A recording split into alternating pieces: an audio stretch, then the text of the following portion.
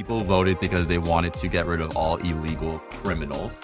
There was now a story that came out that a Cuban person living in Louisiana for over 40 years just got deported. So make that make sense.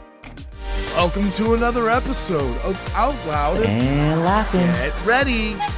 I'm Bryan. And Jon, two gay cousins having big talks and even bigger laughs. Join us. Let's see what they're up to. It's Out Loud and Laughing. Welcome back to another episode of ol&l. That's Out Loud and Laughing for anyone listening. Oh my gosh. I'm Bryan. And I'm Jon, and you are obviously so cool turning our podcast into an acronym this morning. Look at you go. I am trying to make ol&l happen, Jon.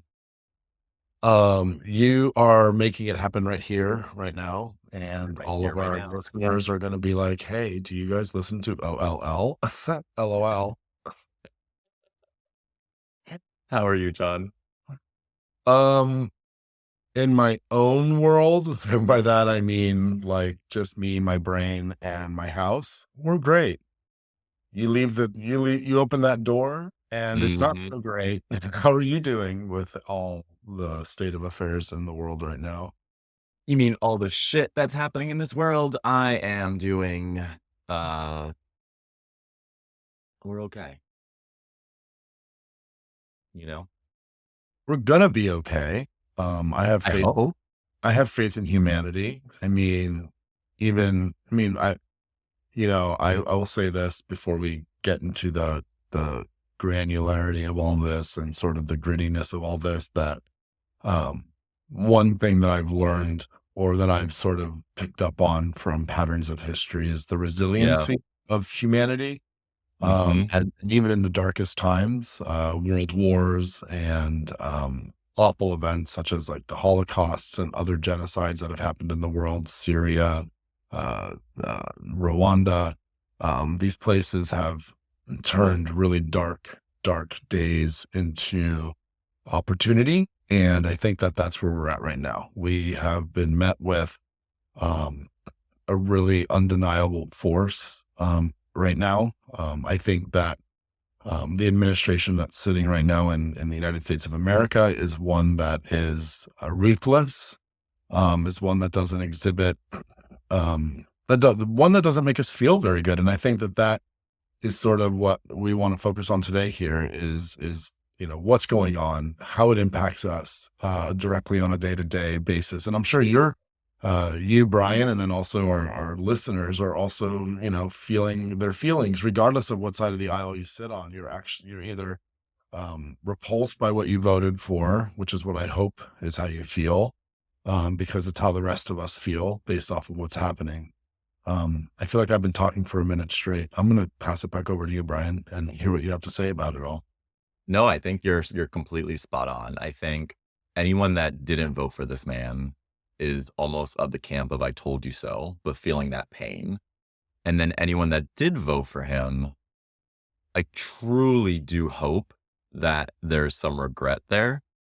And if there isn't, there's such a lack of education and such brainwashing at this point, because there is no one that hasn't been affected by this and will not be affected by this. And what do I mean by that? So I guess I'll let my guard down completely and talk about everything that's happening in my household. It's like, come January, our household has been rocked to the core, right? So as many of you guys know, Adam and I went through our surrogacy journey for both our kids. And so one child is DNA Adam, one child is DNA Kenzie. And so now we need to go through the legal system to make sure that I can be a legal adopted parent of the child that isn't DNA mine. And Adam needs to do the same. And so we're just safeguarding our family to make sure that we are a unit of 4 and that we have all the legal paperwork there. That's scary, right? And that's something that like we would not have had to have done with a different administration, because this administration has, and all the proof is there. So anyone can shake their heads, and people who are close to us, Jon, say, that's never going to happen. That's never going to happen. You look at all the anti-LGBTQ, and I say T very positively and very proudly because they dropped that from the website in the government. They're dropping our trans community, which is very near and dear to you and me because they are family to us. And so it's happening, right? States are now literally putting out stuff to get rid of gay marriage. And so we're doing that. We're safeguarding our family. We are also right now, we were going to go through a renovation on our house, and now we can't because we don't know how our financials look. I haven't even checked my 401k. Tariffs are coming in and are going to affect supply, but our architect and contractor have no idea how it's going to affect supply. So there's no way we can move forward with a project on our house because we just don't know how much it's inevitably going to cost us.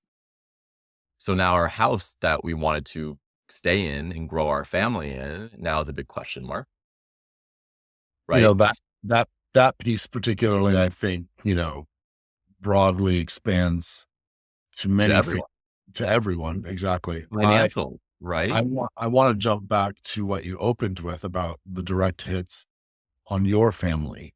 Yeah. Um, and something that you said, which was, some of the supporters of this administration who say things to us like that'll never happen is such a cop out.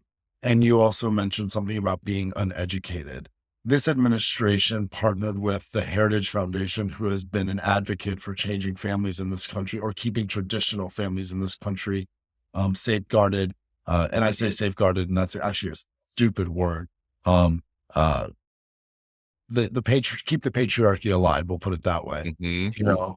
They outlined in 2025 the goals for this administration in a document that was available for everybody to read, 900 pages, which basically outlined their goals, right, for the restoring traditional family structures and basically dismantling federal support across the entire LGBTQIA, you know, um, community. Well, And and that when I was talking to people before this vote even happened, people were saying that's all fake news. He is not associated with that.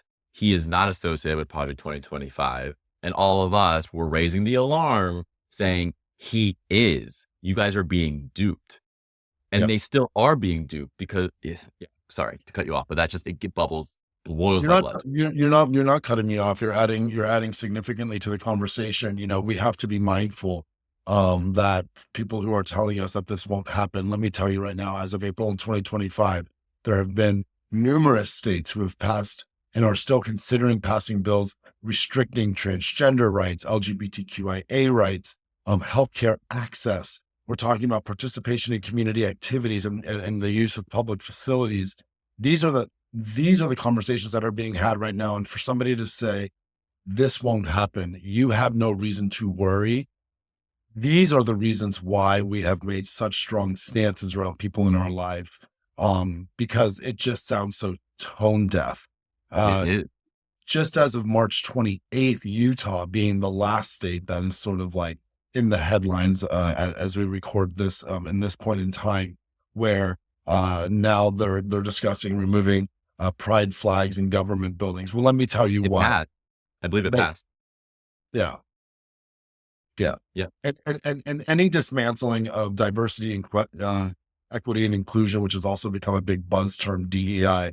Well, let me tell you, while it's become just a buzz term for you and a buzz term through your administration, I have seen the power of it work inside of corporations, inside of communities. And if you think DEI just stands for gay people or Black people or transgender people, let me get it corrected for you. It also means women. So if you voted for this administration, you voted against yourself. It also means people with disabilities, be them physical, be them mental, ADHD, and all the other sort of mental abilities that we're talking about. DEI programs are to include everyone from neurotypical to neurodivergent to all the communities that have basically been underrepresented from the African American community. The Yeah, reason but these programs exist in the first place is because the equality is not there. so DEI is definitely a topic that's near and dear to me because everyone is getting it wrong, right?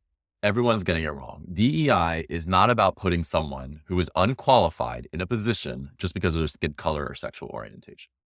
Yep. DEI was initially brought in to ensure that everyone got a fair chance at an opportunity, right? So, for example, historically, you would pick 10 resumes for a role and you would typically get 10 white people to interview for that role.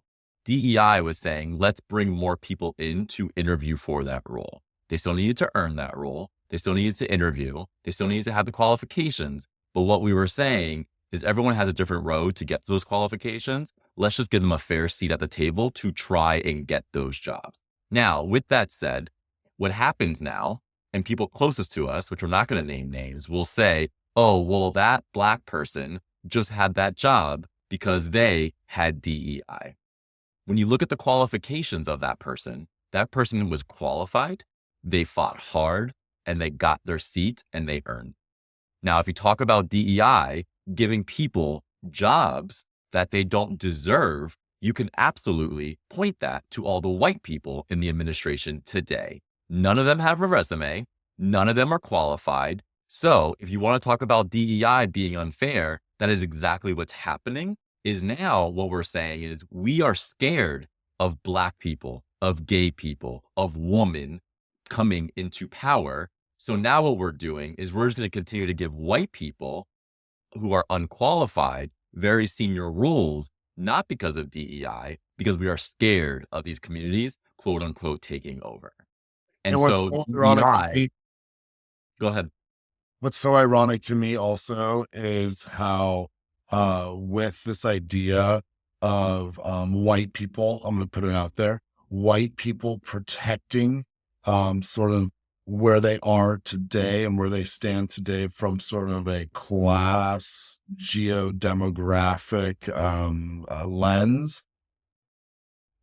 The amount of empathy that has sort of gone into that, that protecting of whatever that pillar of ego or just identity is so ironic to me, because that's all we're asking you to do for everybody else. Yeah. Right. All we're asking you to do for everybody else is to be so compassionate about our experience. And now all anybody can do is think about the experience that's being taken away from people instead of focusing on how we can be giving those opportunities to everyone. And to me, that should sit at the cornerstone of somebody's character, that they are unable to recognize that they have been alive for however many years they've been on this earth and have been completely unaffected by the things that they're trying to take away from people. As a matter of fact, adversely, they've not only been unaffected, they've benefited. They have absolutely benefited from these communities. Any of you listening right now, especially those who are in support of all this, if you've ever gone to Disney World, a Broadway show, if you've ever worked with a gay wedding planner or whatever, the level of creativity, the level of, we add color to the world. And I'm not even just saying gay people, I'm saying everybody, because but in the communities that involve everybody, I think the most beautiful things come out.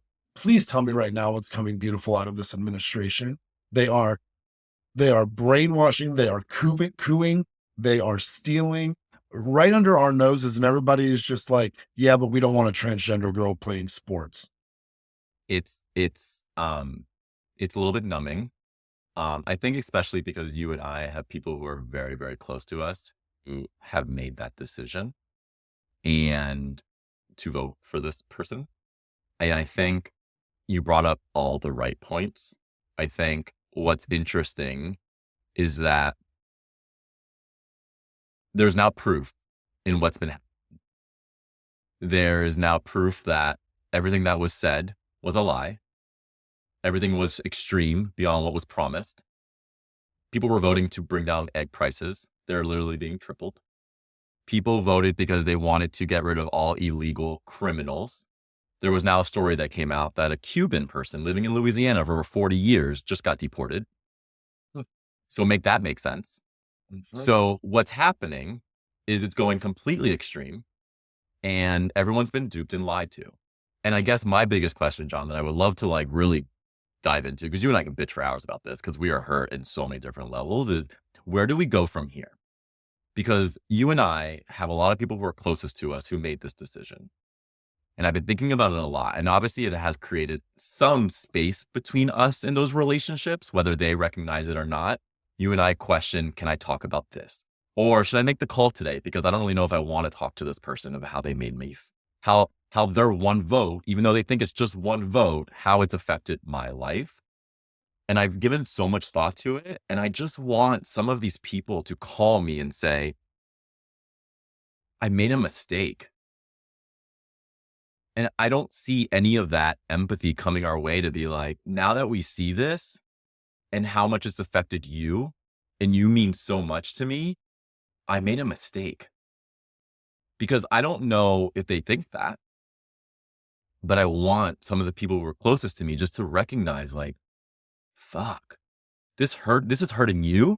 And I don't care about anything else. If this is hurting you, then this is not okay. And you and I aren't getting that. And that's what I think is hurting me to my core at this point, is no one's giving me that recognition of like, outside of everything that we voted for, we didn't realize that you would be collateral damage. And that is not okay. And for that, we regret it and we're going to try and fix it. But we're not getting that. And that hurts. It hurts, and I was in a conversation. Thank you for all of that. And it tracks completely with how I'm feeling, it's interesting that I feel similarly to you because our lives are so different, but because we identify as the same thing, it affects us, right? We talk 100%. about on this pod about your experience being a father, and we opened up with that today about how that's affected you directly. For me, one of the things I spoke with, especially with people who are incredibly close to me, was how now I feel as if I need to put my life on hold for the next 4 years, dating, looking for somebody. I'm 40 years old. I don't want to put my life on hold for four more years. This one really, really hurt. And so I was in conversation with, my crew, and we were, they're all liberal, and they're liberal, they're educated. One's a college professor. One of them works in our community with a PhD, trying to work with, integrating disparate communities and trying to figure out ways that we can do that. Like, I'm actually worried for her role. But anyhow, to get to the meat of what it is that I'm trying to say is the sentence that came out of my mouth was, people often say, oh, I don't care that you're gay. And I really think we should be changing that. I want you to care that I'm gay. Yeah. I want you to care about all of the things that my life has been relatively unaffected negatively outside of just sort of the fear and the emotional. I'm talking about, I've never been assaulted. I've never been, verbally assaulted. Actually, I have, but I won't go through that story right because it was very, very close to me. And the trauma I'm still working on in therapy. But it affects us similarly, regardless of how different our lives are. And the fact that people can say, well, I don't care that you're gay, like as if that's a compliment. It's actually like, well, then I don't care that you have children, or I don't care about your husband, or I don't care about your life. Like, that's what you say. That's what it sounds like. Yeah. And then we're supposed to sit there and take it. And I feel like this attitude of being complicit has now allowed people like who we have in our administration, which ironically, Elon Musk's transgender daughter, who he advocated for so strongly at the onset, you can literally see that this man is vying for the most, whatever it is he's vying for now, because he's even sold out his own flesh and blood. Well, I mean, if you look at it even more of a macro level, like, it's not even like, yes, I think Elon, that's a whole different topic. He has been disgusting. He has ruined our country, him coupled with Trump. I hear you on all that. But what a lot of this boils down to is a lot of the religious people have been swayed wrong their entire lives. We know so many people close to us who double down on being religious, and that's why we have to vote Republican, because we are pro-life, blah, blah, blah. Let's be clear. If Jesus tried to get into this country today, you would turn him away as a Christian. Oh, yeah. You have literally taken what was supposed to be a compassionate platform that was all about serving the poor, helping the immigrant, opening your door to your neighbor, loving one another, making sure everyone was equal, and letting God do all of the judgment. Everyone in the Republican Party is trying to play God. They're like, we don't want these people in our country. We don't want these people to have rights. We want to be left alone. We want to have our rights, but we don't want this group of people to be allowed. And so this is not anymore a religion based on compassion. It's a religion based on power and control. And it is exactly what we were not taught, Jon. And this is probably why you and I both stepped away from the quote unquote church as it is today, because I can't sit there and try and pay my way into a heaven, which we could argue exists or not, to fuel hate. And let's be clear, we're not even allowed in the church. I baptized my kids, but no church on the Roman Catholic side would do it because they had two gay parents. And the saddest, I'm sorry, what was the last thing you said? No, they would not baptize my kids who have no sexual orientation right now. They're babies, but because they had two gay parents, the church would not baptize those kids. Make that make sense. And, I think, expanding and making this point a little bit bigger, where any faith-based organization that keeps a certain person out, it's straight hypocrisy. It's It's literally straight the definition. in Mm. every faith, from Judaism to Christianity to Muslim, from the Quran to the Torah to the Bible, it all talks about how we should be treating each other. And anybody who can say, I will treat everybody that I accept that way, except for others, you've missed the point completely. Go do more work on yourself. There are other, what's really exciting, and this is an interesting point because I just was served an ad on Facebook and I'm actually considering going. There are interfaith organizations right now, the Q Christian Fellowship, Muslim for Progressive Values, the Kashet, which is an LGBTQ view for people who practice Judaism. They're building inclusive and religious spaces where people can spiritually connect again back with greater things that they believe that are greater than themselves as a human, in a safe space that they can now honor themselves who they are as a human. We've not only been kept from, rights and all of the light, but like from a spiritual standpoint, we've been kept from the very thing that people use to guide them in their life. Like, are you kidding me? You're Well, taking that away from people? You said it point blank. The church and any sort of religious institution used to be a safe space. Everyone welcome. This is a safe space. It is no longer that. It is not a safe space. It is a group of people who have been brainwashed to believe that they are right and no one else is. And it's hard to grapple with that because what it's done is it's turned into political. And now it's created a voting group that will not change their mind. So many people say, well, I am pro-life, so I have to vote Republican. You can be pro-life. I'm pro-life. I am pro-life. But that doesn't mean that I need to control the woman outside who isn't pro-life.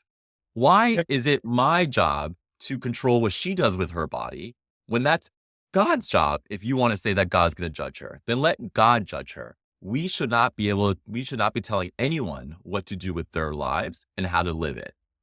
This United States was built on freedom for everyone. But what's happening is this party keeps voting for freedom for them. They didn't want to wear a mask. They didn't want vaccine shots. They wanted to be that group that was not told what to do. And they were all about, this country is all about freedom. Don't tell me what to do. And what people don't realize, let me finish my point really quick. Sorry, is I am okay with this group not being able to get married, with this group to not be able to control their own body, with this group to not get a job because quote unquote DEI is giving it to them.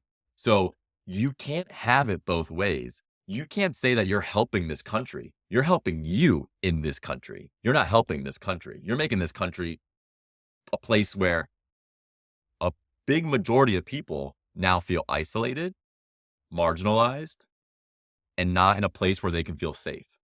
And so going back to my original point, when are some people closest to us going to make us feel safe again? And that's what's happening now. We're not even talking about what could possibly happen. We've seen this happen literally 3 months in countries and in states where religion has strong contingencies. Okay. And when I'm saying religion, I'm using the hypocritical form of it because, in my opinion, a lot of this is all hypocrisy. But in countries and states where we have strong religious contingencies, what I'm afraid is going to happen, and what I hear in the rhetoric, this isn't even like a fear of mine based off of like just my own thinking. This is real fear that religion now could be cited to justify criminalization, and it could be used for persecution and prosecution. Like, this isn't even just happening in our country. We talked about it at the early onset, Uganda, Russia, parts of the Middle East, where you can literally be killed if you're caught talking or interacting with the same sex in a certain way, for example. Unlike other progressive countries, and these are the countries now that we're like saying that our adversaries who we say we don't want to work with, places like Canada, I think it's happening in Scandinavia and places like New Zealand, where they're actually doing quite the opposite. They're expanding protection. Yeah. And they're doing it, ironically, often with support from religious leaders. So you made me, and this is something else that I wanted to say I'm sorry for almost interrupting you earlier. You're And fine. it's a joke now, but it wasn't a joke. Well, it was a joke then. And to be honest, I don't think it's a joke now, but when you and I were teenagers and we were sort of like still in the closet to certain people in our family, and we were actually very active in our church. Our families were very active in the church, and we would joke that the walls were going to hiss and burn down because for our entire lives, we were taught that this was wrong and that we would be going to hell. Imagine telling a child that they are going to hell. I know. And that's what we're raised with. And we're supposed to show up and accept this story that you're telling me now. So now I'm supposed to go to hell, and now I don't matter. Thanks. You're my friend. Appreciate you. Who wants to respect a religion that's telling a child they're going to hell because of who they love? Like, it literally does not make sense. What does that make you think? What does that make them? What do you think that makes them think about themselves? I always think about that, right? It makes them feel better. It makes them feel taller. It makes them feel mightier.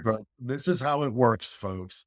We, as a human, I'm gonna get real deep for a second here, Bryan, if I may. The human brain, its pure function is to keep us safe.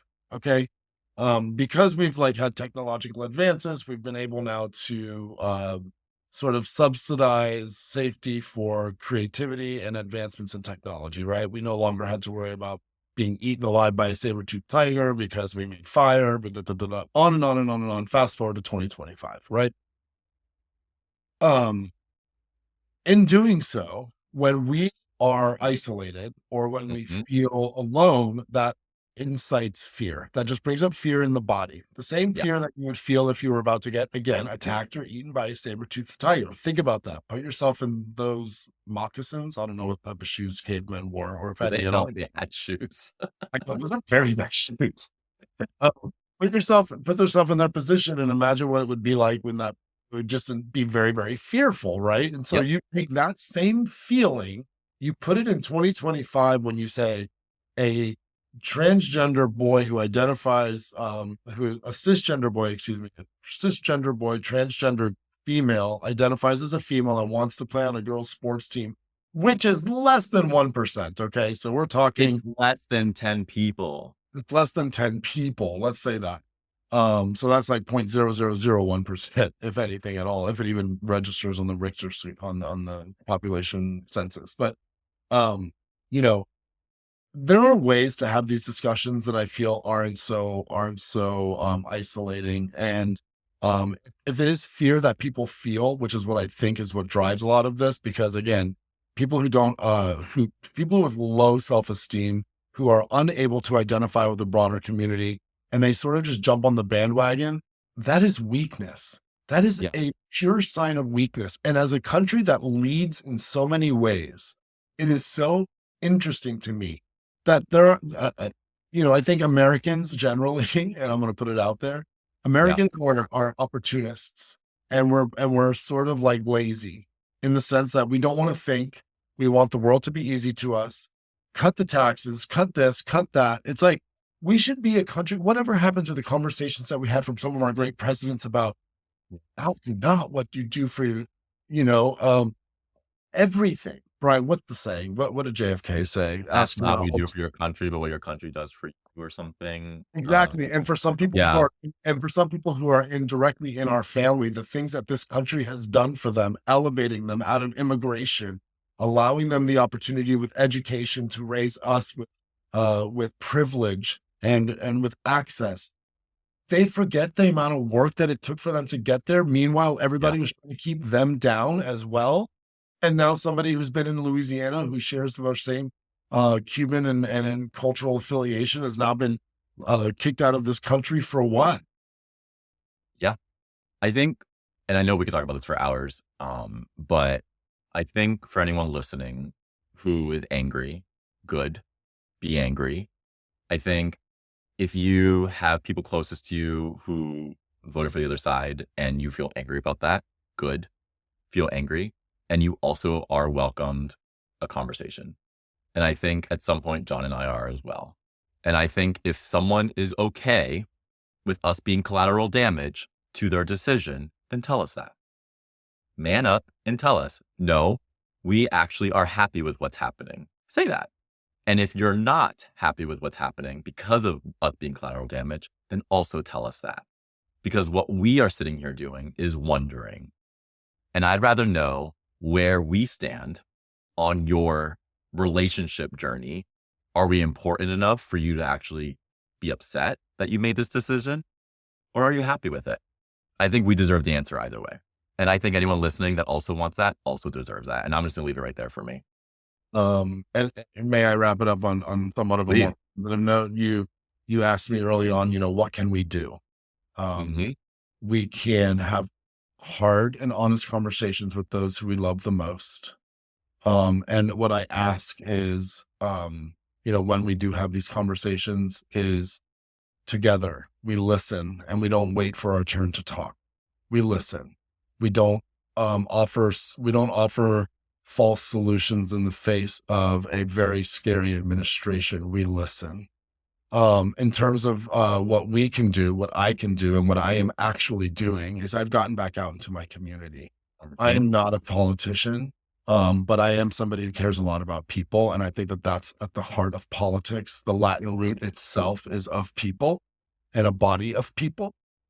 So I am out in my community and I'm starting to meet people that I know that I could partner with and maybe add some of my own talents and which, to the mix because it's Yeah. all getting the voice out. And lastly, if anybody who's listening and is alone, go out and find community or reach out to us. This is not very easy. Brian and I are very fortunate. We have one another. There are not a lot of people who have the relationship that Brian and I have who have been able Yep. to work through this together. We're here for you. Drop comments, join us, come talk to us about these issues. This is what this pod is about. Yes, we like to have fun and yes, we like to laugh, but there are some serious things that we have to keep our speech, to keep our freedoms, to keep our identities. And I won't, and I know that we can do it together. So how can we do it? We do it together. Yeah. Yeah. I agree. We'll continue to talk about this. As you can see, guys, we're not shy about our feelings on this. Absolutely. And we'll continue to do that. And so thank you for listening. And we are here for you. And we will all, fingers crossed, get through this together. I love you, Brian. Love you too. Bye.